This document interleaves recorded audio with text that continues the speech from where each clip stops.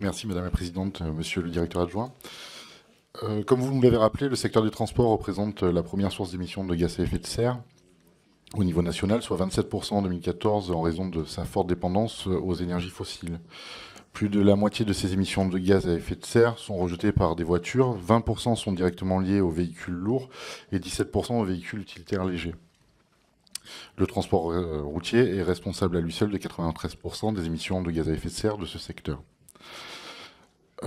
Pour des raisons d'aménagement du territoire et des villes, les distances parcourues par les biens et les personnes se sont allongées, donnant lieu à une augmentation de la consommation du carburant et donc de la pollution. Il faut aussi noter que le prix des énergies fossiles augmentera indéniablement, et ne pas mettre en place les solutions de la transition écologique dès que possible, c'est prendre le risque que cette transition soit menée dans l'urgence, sans pouvoir prendre en compte les impacts sur l'emploi et le nécessaire accompagnement des entreprises. Au regard de cette situation, je souhaiterais savoir quelles sont les solutions concrètes de mobilité innovantes et avez-vous un agenda de prévu et des indices de performance quant aux réalisations escomptées?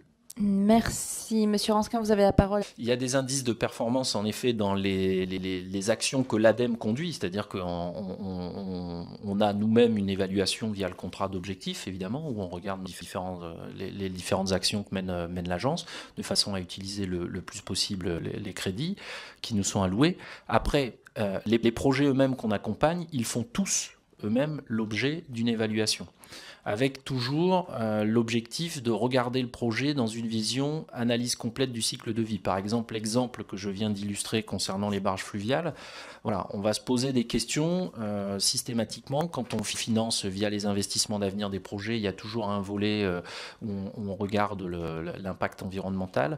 Donc il y a toujours des critères qui sont mis en place pour être sûr qu'on accompagne des projets en ayant voilà, le moindre impact possible et en évitant de commettre des impairs. Je peux vous assurer que c'est pas facile à faire. Voilà, bon, il est probable qu'un jour on découvre que voilà, il y a des choses sur lesquelles on s'est planté, c'est possible. Avec l'émergence de nouvelles connaissances, on découvrira peut-être ça.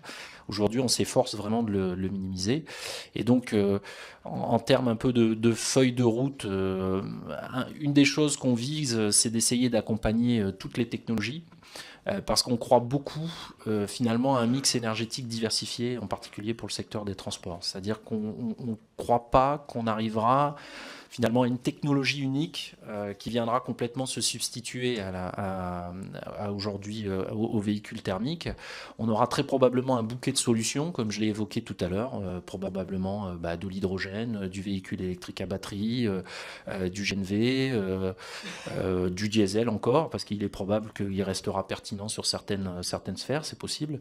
Donc un mix énergétique diversifié, ce qui veut dire qu'aujourd'hui, on est dans une logique où on accompagne un petit peu les différentes technologies pour les faire progresser, avec une approche qu'on qualifie un petit peu de neutre technologiquement, c'est-à-dire que ce qu'on fixe, c'est les critères. Voilà, il ne faut pas dépasser tel seuil ou avoir tel seuil de performance ou ce genre de choses.